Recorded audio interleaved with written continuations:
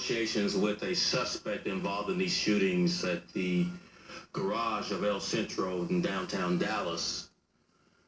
This suspect we're negotiating with for the last 45 minutes have been exchanging gunfire with us and not being very cooperative in the negotiations. Before I came here, I asked for plans to end this standoff. And as soon as I'm done here, I'll be presented with those plans.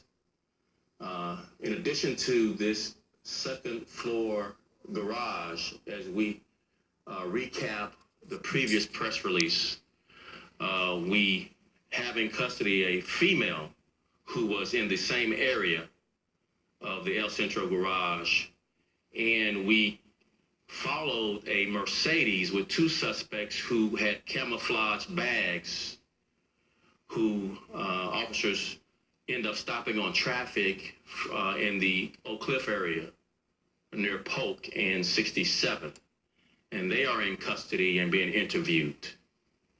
The suspect that we are negotiating with that has exchanged gunfire with us over the last 45 minutes has told our negotiators that the end is coming and he's going to hurt and kill more of us, meaning law enforcement, and that there are bombs all over the place in this garage and in downtown.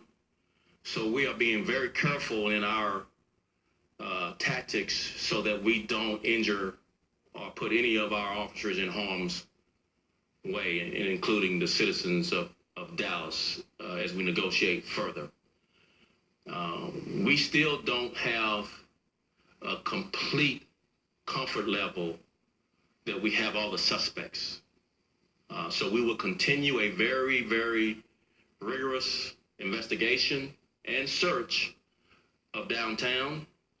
We're likely to be working throughout the early morning hours of Friday until we are satisfied that all suspects have been captured and have an opportunity to be interviewed so that we can fully understand what's motivated this attack on our officers. As I mentioned in the press release before we came out, one of our officers who was in surgery that we had hopes would survive passed, bringing the total count of officers passed away to 4.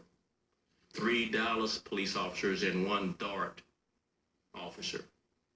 We're continuing to ask for the public's prayers and support and encouragement.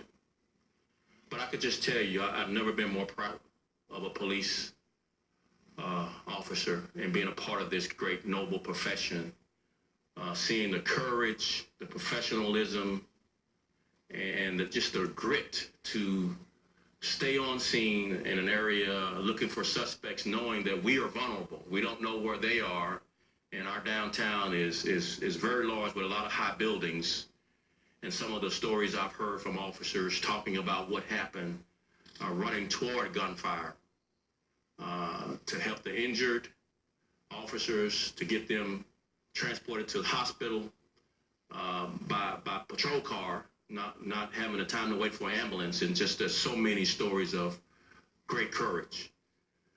So we continue to fight the good fight to bring this to a conclusion, but it's still a very tenuous situation, and we, again, as soon as the mayor is done, we'll take additional questions from you, then we'll have to be leaving. Thanks.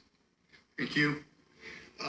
Concerning what is going to happen tomorrow morning, this is still an active crime scene, and we are determining right now how big that crime scene is. There are many people that work in the downtown area.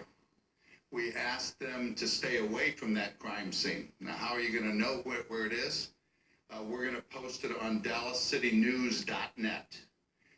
And you can check with your buildings that you work in and make sure that those buildings are open.